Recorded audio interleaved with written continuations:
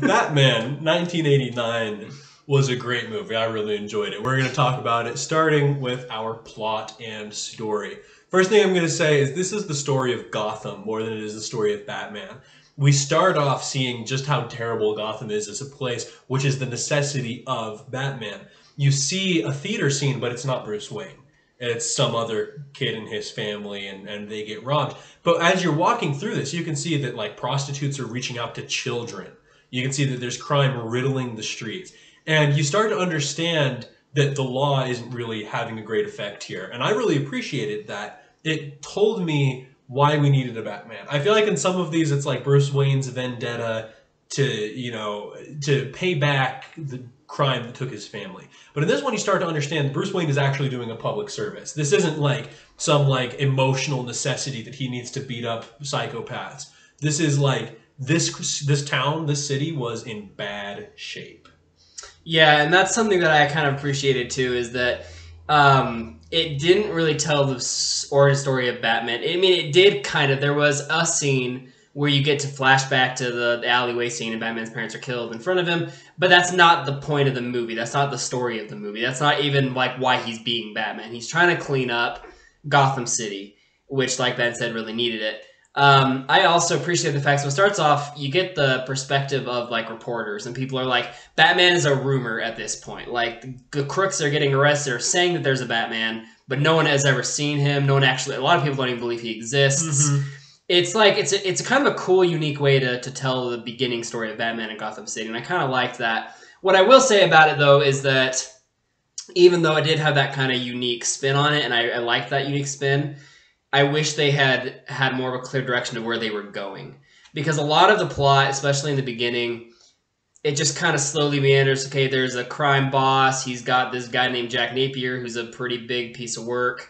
And then there's like the cops. There's a new district attorney in town, Harvey Dent, who's trying to shut him all down. And then they get tied to this chemical plant, and then that chemical plant creates the Joker. And it wanders a lot. It wanders a lot. There's not a clear direction. And there's this like really weird love story with Bruce Wayne and this new Vicky Vale, this new reporter lady, photographer lady. Who we will never hear from again. No, we don't hear from her again. And also that love story was really poorly executed. Well, it starts with date rape, which is never a good place to start your love story. And that's something that we'll get to in characters, is that Bruce Wayne was not my favorite character. No. But we'll talk about that. Yeah, not at all. Yeah, so he gets her, they have a date. She gets drunk. They sleep together.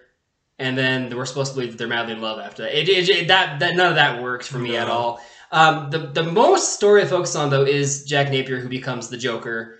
And he's fun to watch. I mean, when we can talk about acting, I'll talk about Jack Nicholson a little bit. But the story, even after he becomes the Joker, meanders still. It's true. Why did they go to the art museum? Yeah. I don't know why he went to the art museum. I knew that he wanted to be with Vicky Vale. Why did he choose to vandalize an art museum? I don't know. Yeah. It didn't make a lot of sense. I feel like a lot of things that they chose to do, they just kind of chose to do because they needed to fill space. Yeah. And I will say this movie feels a lot longer than the movies we've watched up till this point. Not like it necessarily in a bad way, because I was thoroughly entertained nearly the entire movie. Mm-hmm. But it does feel longer. It's noticeably longer. It is. It is noticeably longer. And yeah, there wasn't a clear direction till the very end. And like the Joker, there are things I like about it though. Like the Joker became worse and worse because Batman kept stopping him and he felt like he had to up his game. It's almost like he saw Batman as like a competitor in his stage production of what he was doing, because he considered himself an artist and he thought Batman was one-upping him, so he had to one-up Batman. And so that was what drove their contention to the point where the Joker, like literally at the end, was trying to gas everybody to death with his little Joker laugh thing that he was doing. Mm-hmm. So that was kind of interesting. The dynamic between Batman and Joker was interesting, but the story in general wasn't really all that existent in my opinion. I don't know. I will say one last point that I wanted to make is that they really made it pretty clear how similar the Batman and the Joker were. Mm-hmm. They were two sides of the same coin. When they both walked into Vicky Vale's apartment, they said the exact same thing, and that was the moment that it really clicked for me. But outside of that, they were very similar. They both had some kind of trauma that led them to do something drastic and extreme. It involved breaking the law. And when it came down to it, you start to realize that Batman is really here for revenge. He's there to clean up Gotham at first, but then as soon as he finds out that Jack Napier was the person that murdered his parents, from there on out, it's revenge. That's all he wants, is to kill Jack Napier, and he does. This Batman is quite brutal in that he's not just beating people to a pulp; he's murdering people. Yeah, and that will continue throughout this series. Yeah, the whole one rule thing that comes up in later Batman movies is non-existent in this. Batman will kill if he feels it necessary / wants to, and yeah, he does. Something else I'm going to mention real quick is just I know like a lot of diehard Batman comic book fans probably don't like this, but I liked the twist of the Joker being the one that killed Bruce Wayne's parents.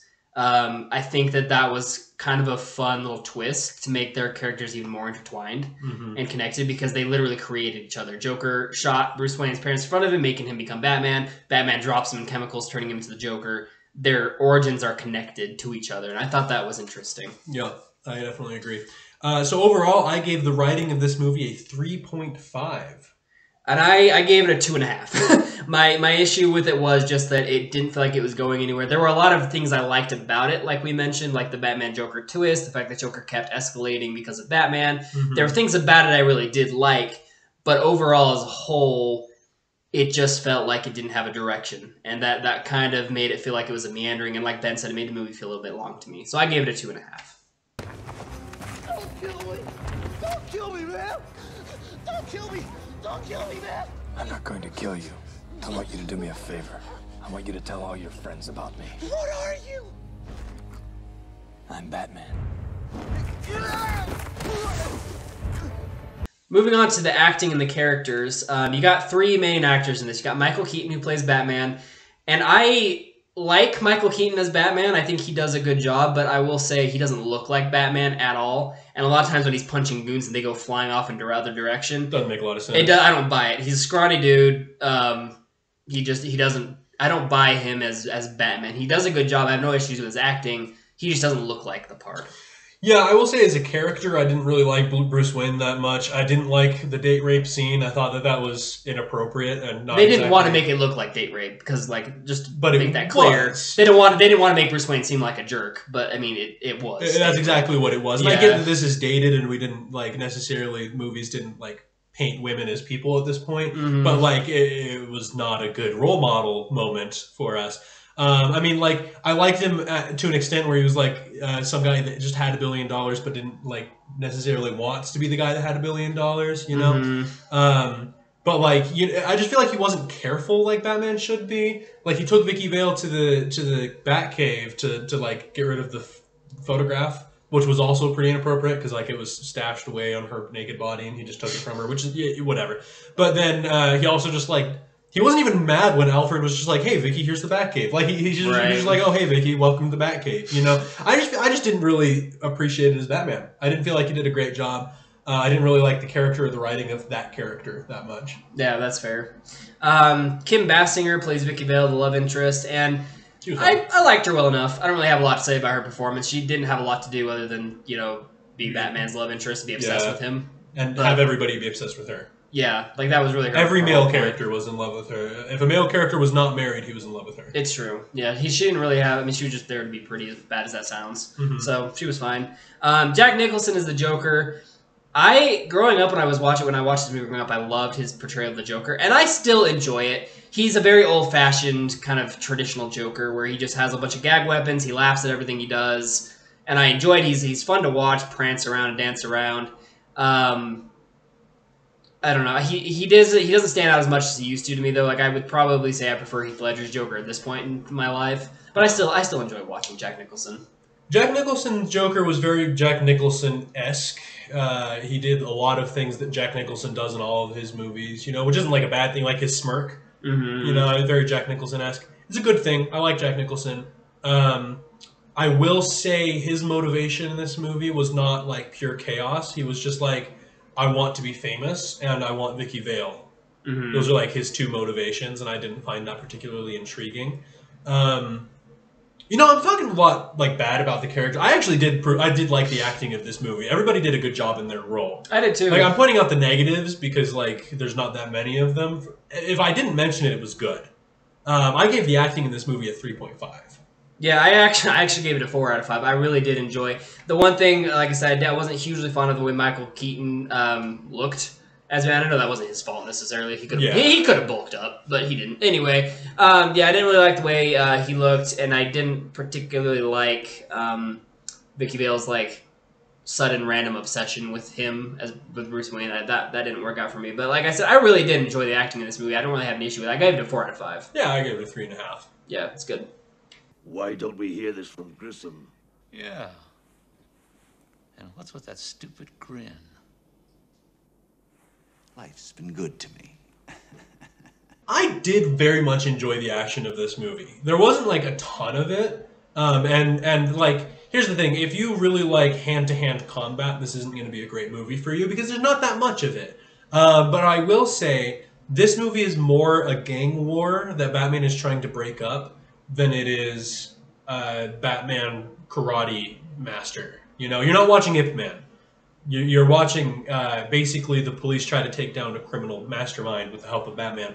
And so I enjoyed, like, there's lots of gun scenes. And I actually quite enjoyed those. I will say I thought it was a little weird how often he was getting shot and how often he was just okay from that. You know, like, he didn't even, like, have bruised ribs or anything. Like, can you imagine if you shot somebody and they were just like, hey, man, and they walked away? Like, I don't know. It just seemed like a little much to me. But I enjoyed the action sequences of this movie. Yeah, and unfortunately for me, gun action has always been the most boring to me when it comes to action sequences. I don't really care about watching people shoot at each other. And that's what this basically was. Like Ben said, it's a mob movie. They're all a bunch of mobs versus Batman. So there's a lot of guns firing back and forth. And to me, that's just not interesting.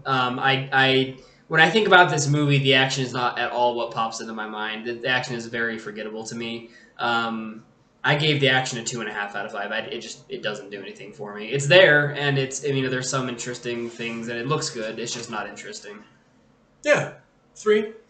3 out of 5? 3 out of 5. Yeah. I believe I mentioned that. Yeah. I enjoyed it. So it's all right.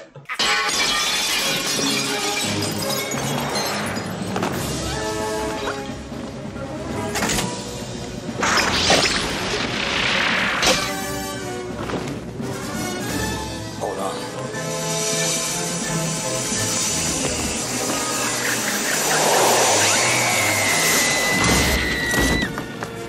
Where does it get those wonderful toys? Cinematically, this movie had quite a bit to offer. I really enjoyed, first of all, the music to this movie. It really set the theme very well of who Batman is. I really, really enjoyed that. That stood out very strong. It was also a pretty dark colored movie. We're going to get that heavy in the next one. In the next movie, it was very, very dark. But the coloring in this movie was dark, and it stood out to me for that reason.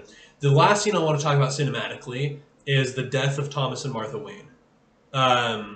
It's not... I will say this. It's not as good as the Batman v Superman death of Thomas and Martha Wayne. That was a beautiful scene. It was overdone, but it was beautiful.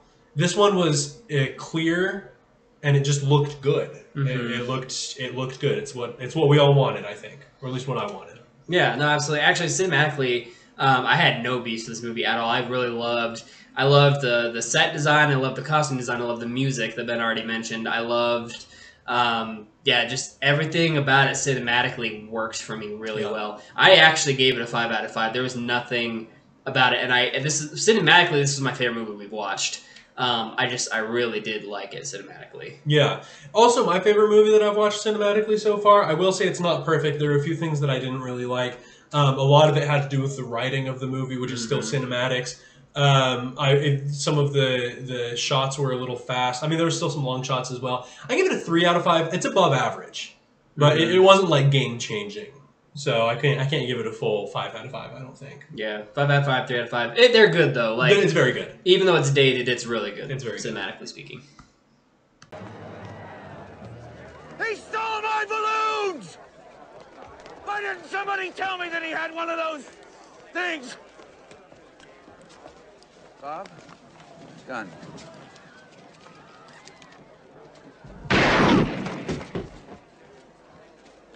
Going to need a minute or two alone, boys. Entertainment-wise, like I said, when I first saw this movie, I was a kid, and I loved. This is my favorite, probably superhero movie I'd seen up at that point. I loved it so much as a kid. Watching it again was a bit of a struggle for me, just because I realized just how slow it feels in parts. It's still entertaining. Mostly because of Jack Nicholson. I'm just gonna say that. Yeah, What I can agree with that. what really saves this movie for me entertainment wise is Jack Nicholson as the Joker, because he is funny to watch. He's got some good lines. He's very big in his dancing and his laughing and all these things. Like, he puts on a good enough show that I can sit through this movie and enjoy it. But it is slow, and there were times when I was like, man, this is not nearly as good as I remembered it being. Yeah. Yeah. I also found this movie entertaining. Here's the issue I had with this movie. To me, the Joker and Batman, their character is very cat and mouse. The Joker cannot physically compete with the Batman ever, and they do have a scene where Joker like punches Batman. He's like, ow, because Batman's all rubbered up or whatever. But the Joker can't compete with Batman, so he's always running away and causing mischief. He's the mouse, and Batman is very much the cat. In this movie, you didn't really feel that too much. It didn't feel like a battle of the wits. It didn't feel like the greatest detective of all time, Batman, not Sherlock Holmes. I just want to make that straight. Sherlock Holmes is a good detective, but he's no Batman. But it didn't feel like Batman was like outsmarting the Joker. It just feels like every now and again they'd end up at the same place. Yeah, sure. He wasn't really actively pursuing the Joker. Yeah, he did. Like, the Joker was at the one very point. end. At one point, the Joker had like messed with the chemicals to where people went grocery shopping. They could poison themselves with it, and he did figure out the code for that. And but he just kind of exposed it more than like stop it. No, he exposed it, and like he didn't. It's like he didn't. They want Batman to actually like get involved with people, so he had Vicky Vale go and he didn't want. Oh, I saying like he had Vicky Vale go and expose him instead of just doing it himself. So yeah, he was he didn't pursue the Joker really until the very end when he found out who he was. Right, which was like kind of a revenge thing, which I kind of liked, but also kind of didn't. Yeah, it's entertaining to watch. There are issues with it. Anyway, I gave it a 3 out of 5 in entertainment. I was entertained, but there were things that were bothering me about it, and it was a lot slower than I really liked. I gave it a 3.5 out of 5. I was thoroughly entertained throughout the entire movie, but when I say I was thoroughly entertained, I mean like I didn't ever want to turn it off. Right. There's never a point when I wanted to turn it off, and I was happy to keep watching it. But like there were times when I was like, all right, well I'm ready to see Batman and the Joker do something. Yeah. So that brings my overall score to 3.3 out of 5.